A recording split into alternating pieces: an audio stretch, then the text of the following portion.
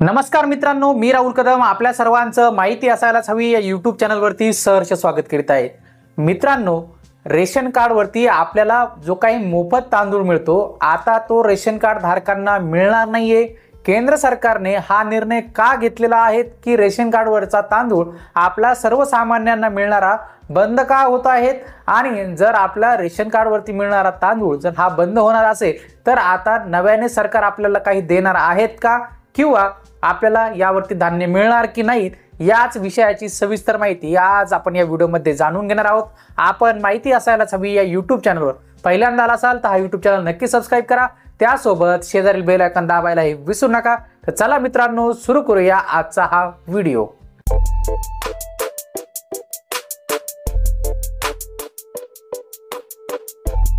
मित्रांनो, केंद्र सरकारकडून देशातील नागरिकांना अनेक योजना या राबवल्या जातात। त्यातील बहुतांश गरीब आणि मध्यमवर्गीय जनतेसाठी जी योजना राबवली जाते ती म्हणजे आपल्या रेशन कार्डवरती मोफत रेशन हे 5 वर्षाकरता केंद्र शासनाकडून देण्यात येत असतं।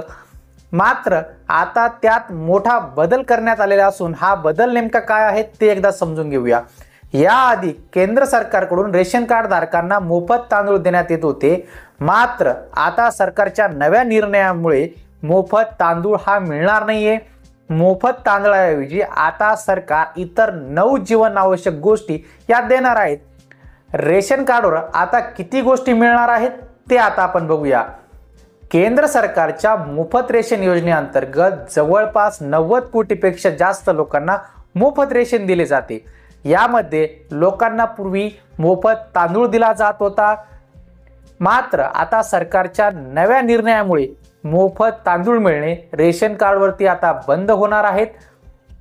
त्या व्यतिरिक्त गहू, डाळी, हरभरा, साखर, मीठ, मोहरी तेल, मैदा, सोयाबीन आणि मसाले यांचा आता रेशन कार्डवरती मिळण्याचा समावेश हा केंद्र सरकारकडून करण्यात आलेला आहे। लोकांचे आरोग्य सुधारण्यासाठी आणि त्यांच्या आहारातील पोषणाची पातळी वाढवण्यासाठी सरकारने हा निर्णय घेतलेला आहे। यामुळे लोकांचे जीवनमान सुधारेल अशी सरकारला आशा आहेत।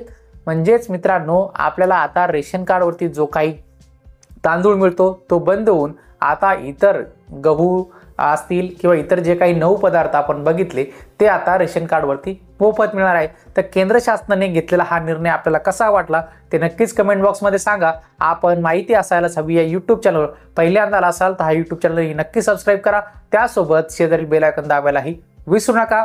रेशन कार्ड नवीन जर काढायचं असेल तर त्याकरता आपण कशा पद्धतीने काढू शकतो याविषयी माहिती देणारे व्हिडिओ असतील, रेशन कार्डवरतून नाव कमी करणं असेल, नाव वाढवणे असेल, याचे सविस्तर माहिती देणारे व्हिडिओ आपण यापूर्वी बनवले आहे, तेही व्हिडिओ नक्की पहा। भेटूया पुढील व्हिडिओमध्ये। धन्यवाद।